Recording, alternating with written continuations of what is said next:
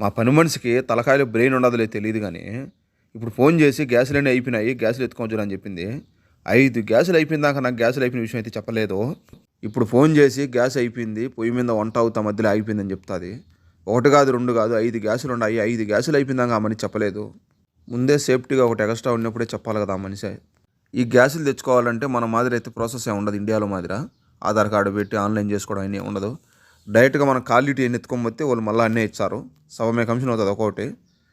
నేనైతే మొత్తం 5 గ్యాసులు అయితే ఎత్తుకోవడం జరిగింది. దీనికి మళ్ళీ బ్యాంకుకి పోవాలా? వీళ్ళు కోయేటోళ్ళు ఇప్పుడు బ్యాంక్ కార్డులు వచ్చింటా అని రూపాయి అడగాలన్నా కూడా బ్యాంక్ ఇవ్వమంటున్నారు.